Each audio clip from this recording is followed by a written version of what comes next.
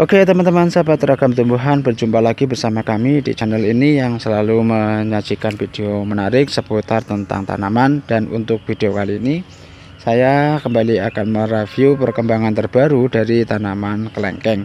Dan untuk jenis kelengkeng yang saya review pada video kali ini adalah jenis tanaman kelengkeng merah yang buahnya itu memiliki cita rasa berwarna kulitnya itu merah dan manis sekali ya teman-teman. Dan untuk pertumbuhannya bisa kalian lihat ini masih menggunakan planter bag ya teman-teman. Saya tetap menggunakan planter bag dan saya tanam di tanah seperti ini. Akan tetapi saya robek sedikit. Tujuannya apa? Ini untuk pertumbuhannya itu tidak terlalu tinggi untuk pohonnya, bisa membentuk pohon yang pendek dan nantinya bisa memicu pertumbuhan dan pembuahan ya teman-teman. Dan untuk perkembangannya bisa kalian lihat ini sekarang sudah mulai bermunculan banyak sekali tunas-tunas yang tumbuh di setiap batangnya ya teman-teman. Nah ini untuk pohonnya sendiri masih kecil seperti ini dan dari hasil sambung pucuk.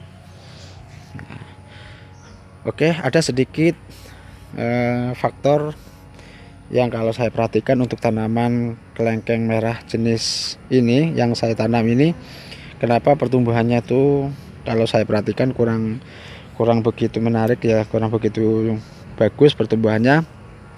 Itu bisa disebabkan karena yang pertama ini kan sedikit dekat dengan pohon pisang. Pohon pisang itu sendiri itu memiliki kadar air perakaran yang sangat banyak, sehingga untuk nutrisi pada tanaman kelengkeng karena ini dekat dengan pohon pisang bisa jadi ini kurang bagus ya teman-teman, karena asupan air terlalu banyak sehingga untuk perakarannya itu tidak tumbuh dengan banyak. Nah ini dan juga yang menyebabkan tanaman ini bisa pertumbuhannya tidak bagus itu disebabkan mungkin bisa jadi karena ini di bawahnya pohon pisang kurang begitu banyak menerima cahaya matahari, sehingga pohonnya itu sendiri itu tidak membentuk daun yang, kalau ini kan saya perhatikan kan merahnya kurang begitu menarik ya teman-teman. Padahal untuk tanaman jenis kelengkeng merah itu kalau berada di terik matahari langsung itu sangat bagus sekali untuk dilihat daunnya. Akan tetapi ini daunnya lebar-lebar, malah lebar-lebar. Ini disebabkan karena kurangnya pencahayaan matahari, disebabkan karena di bawah pohon pisang seperti ini ya teman-teman.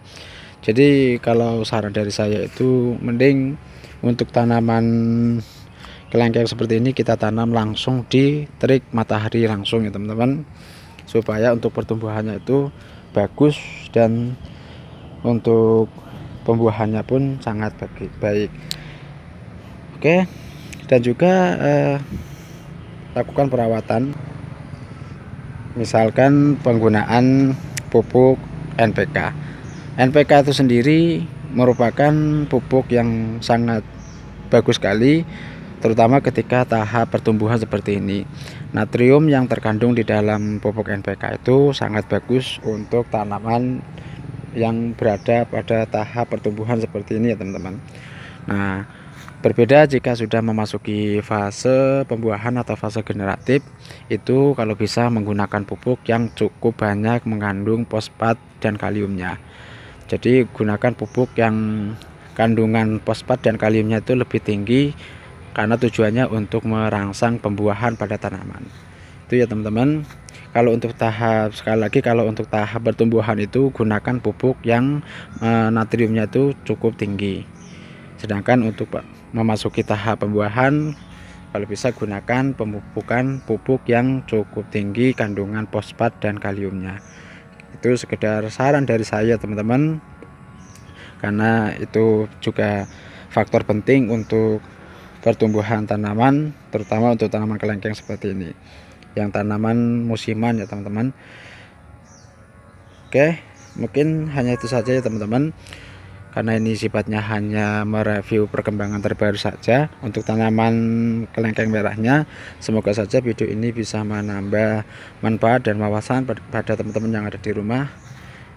Jadi itu faktor penting yang perlu kita perhatikan untuk pertumbuhan dan kesuburan tanaman kelengkeng itu sendiri. Oke, hanya itu saja ya teman-teman. Semoga bermanfaat. Sekian dan terima kasih.